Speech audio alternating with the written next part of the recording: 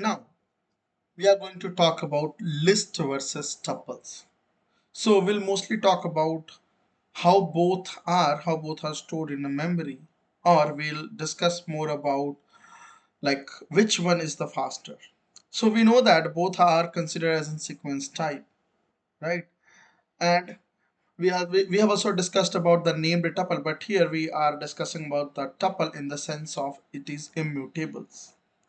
So generally we say that tuples are more efficient than list.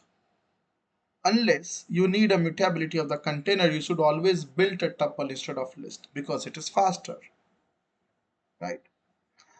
Now, so let's create a tuple. But before that, let's understand what is constant folding. So we'll use this, right?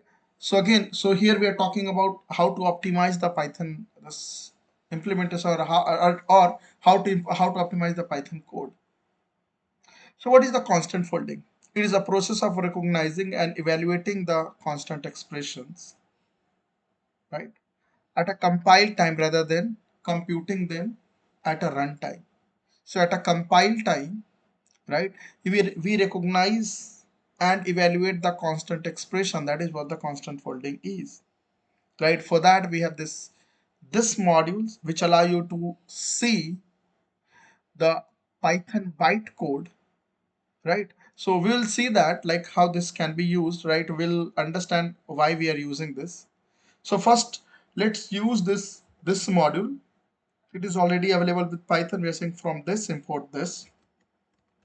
Now here we are creating a two tuples, right? Here we have these two tuples. So sorry, here we have this one tuple and one list, right?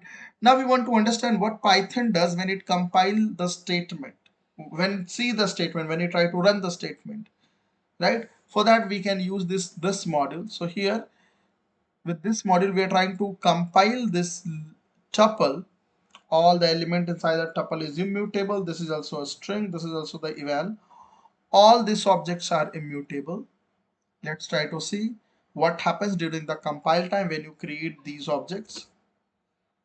First, it loads the constant, so it directly loads the constant, right? Here it directly loads the constant. That's it. So it's a very simple process. But what happens when we have the list? What happens when we have the list? So this is because we know that list is mutables.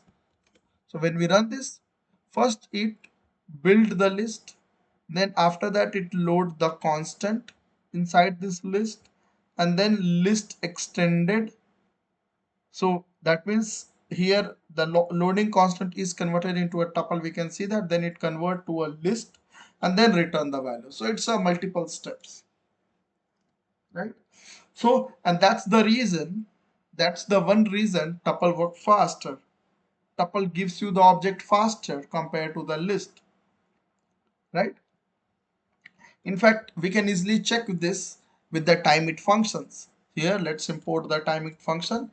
We can see the help of the timeit function. Here we have this number. So basically this number means we want to call this, or we want to create this object for this number time, right, by default. So here we are using this timeit function. We are creating tuples and then we are passing numbers. So this number we are passing, that means we want to create this tuple at a multiple time, and the time we are taking is 0.10. Now let's check the timeit with the list. Here let's run this, and here we can see that instead of in the tuple it took 0.10, but when you create the list it took 0.76. So tuple is way faster than the list, right? Let's see that if you also add another expression like function. Here we have created a function fn1. Now we are passing this function to this tuple, right? And now let's try to compile it. So first it load the name fn1, then it load the constant, each individually constant it is loading, right? Like over here as well. So here it is loading each individual constant, and then it build tuple and then return the value, right? So when you pass any different expression, right, so this happens. And again let's do the same thing with the list. So again the same thing, load the name, build constant 10 and 20, and then build list, then return value. Right, this is what happens. So this was a slightly like if you pass, or like if you pass any object which is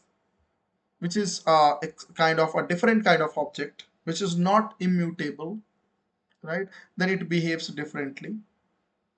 Right, now let's try to run this. So what happens when inside the tuple, if you have the list which is mutable, if we have this scenario. So let's try to evaluate this. Here first it load the constant 1 and 2, then it build the list. So first it run this expression, then after that it load two constant and then build the tuple, right? And what happens when this thing happened with the list of list? This was a tuple, but now let's see with the list.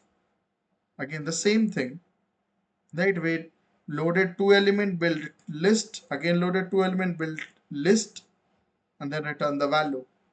We can check with the time it function. So again, this is what happens during the compile time. This is what is happening during the compile time. Let's check with the time it function.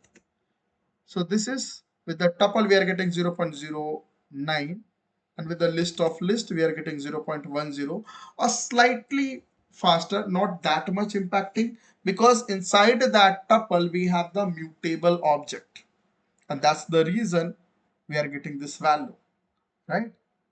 Let's change this to a tuple. So we are getting 0.007, a very less time, right?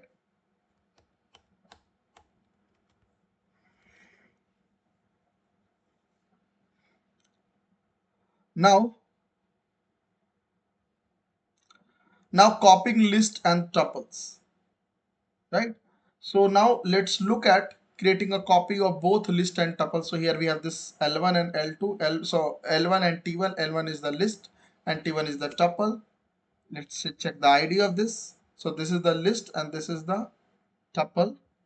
Now here we are creating a copy of this using list and tuple function. And now so first let's check that how much time does it take. So tuple took 0.05 and list took 0.20, much slower compared to tuple, right? Now let's check the ID. We have this L1 is the, so L2 is the copy of L1 and T2 is copy of T1. So let's check their IDs. When we check the ID, what we see is ID of L1 and the ID of L2 are different, but the ID of T1 and the ID of T2 are same, because we have copied the immutable object. That's the reason their IDs are same. We can even check the is operator. Here with is operator, L2 and L1 both are different. So we'll get false, and in this scenario we'll get true, right? Even though if you have inside this tuple, you have the mutable object, like we have this list and then we have the different object which is fn1. Even though if you are doing so, in this scenario as well we are getting true as output, right? Now let's retrieve the element, right? So to retrieve the element, right, here we have created a tuple of range, and then after this we have converted this tuple to a list, and then let's try to check with the, so here we are retrieving with the tuple and here we are retrieving with the list. So list is giving you 0.53 and tuple will give you 0.56, right? Let me do it again.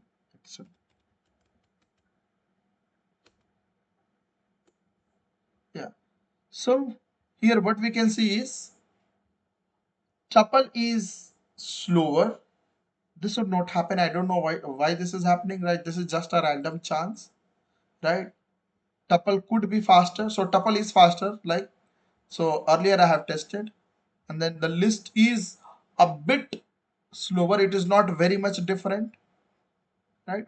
But in general sense, what we have to understand is when you have to choose between list and tuple, and if there is not any preference of changing the entire this inside element of the container, then you should always choose the tuple because it is faster, right?